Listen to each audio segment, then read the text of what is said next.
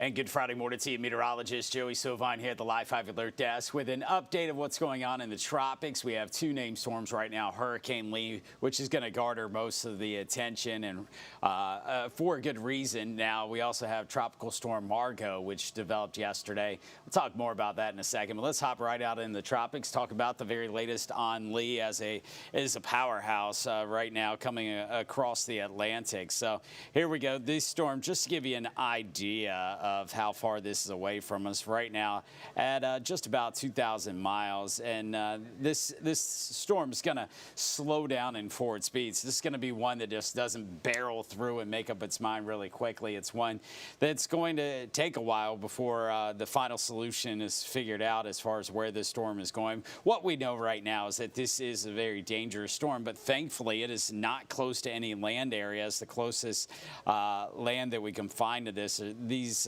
Leeward Islands, part of the Lesser Antilles there, that are running out ahead of it. We can kind of draw in here, measure how close this storm is at about 550 miles off to the east. Now, the tropical storm force winds only go out about 100 miles. So this isn't a storm that's really large. And these really large, really smaller storms, scale storms, and that will change with time. It will grow into a larger storm. But the smaller scale storms have a tendency to really intensify very quickly. We saw that back with Charlie back in the Gulf of Mexico back in the early 2000s. And numerous other storms, but they also can feel the influence a little bit easier of some subtleties, some wind shear.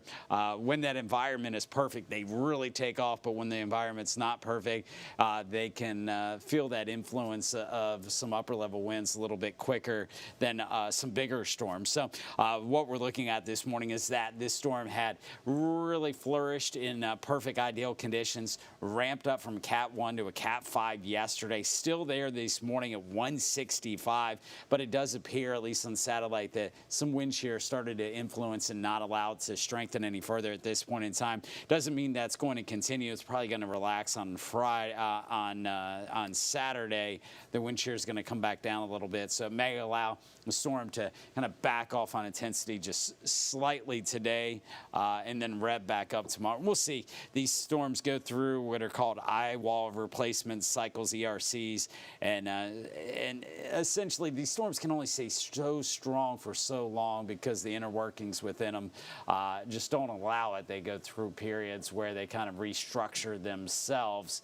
And that has a tendency to kind of fluctuate the intensity, so they may go down in intensity for a little while and then back up, and that's what is forecast here. In fact, the official forecast from the National Hurricane Center has winds at 175 miles per hour at the peak. That is an extremely strong storm, getting up wind-wise there up towards one of the top 10 strongest hurricanes in the Atlantic basin. If it exceeds that, 190 was getting up towards the strongest we saw back.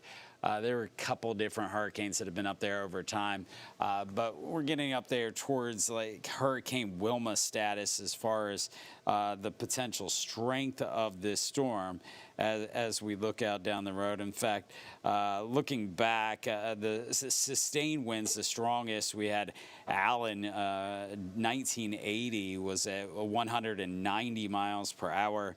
Wilma was at 185. Dorian also was at 185 back in 19.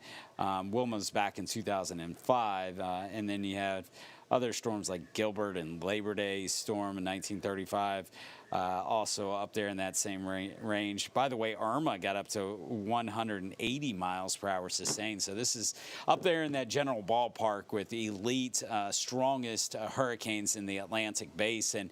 Now, enough about the strength of this storm. Let's talk about where it's going, because at the end of the day, that's what matters for us, right? This storm's going to be going out by next Wednesday. Let me circle this area, and this is the most likely region where this storm will be, somewhere in that circled spot by next Wednesday. That's still is a major hurricane to the north and east of the Turks and Caicos, to the north of the Dominican Republic, and to the north of Puerto Rico. So this keeps it at a distance where minimal impacts outside of really dangerous swell comes into the north side of these islands.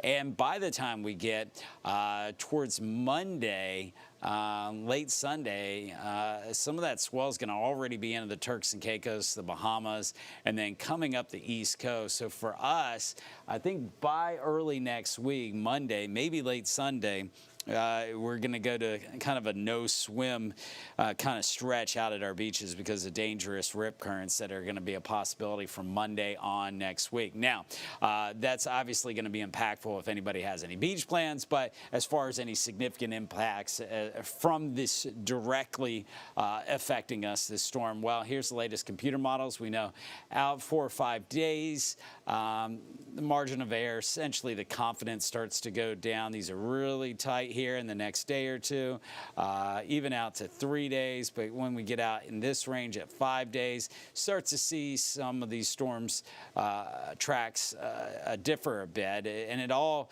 revolves around when a trough digs into the southeast and when a high up to the north and east kind of backs off a little bit, which will cause a weakening in the steering currents that will slow it down and then turn it perhaps to the north. As long as that occurs, this is going to stay away from the U.S., which is what most models are showing right now, that turn to the north. But once again, we're getting past that day 5, 6 range where the confidence really fades away very quickly. So we'll keep you updated on that.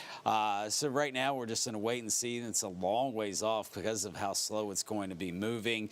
We also have Margot out in the Atlantic. That's a non-issue near Africa right now, so it's about as far away from us as possible. Looks like it's going to turn to north, probably become a hurricane, but once again, not have a direct impact on the U.S. as it looks right now. We'll have another update coming up at 11 o'clock with the latest advisory and forecast track from the National Hurricane Center as we continue to watch Hurricane Lee, a powerful Category 5 hurricane to the east of the Lesser Antilles out in the Atlantic Ocean this morning.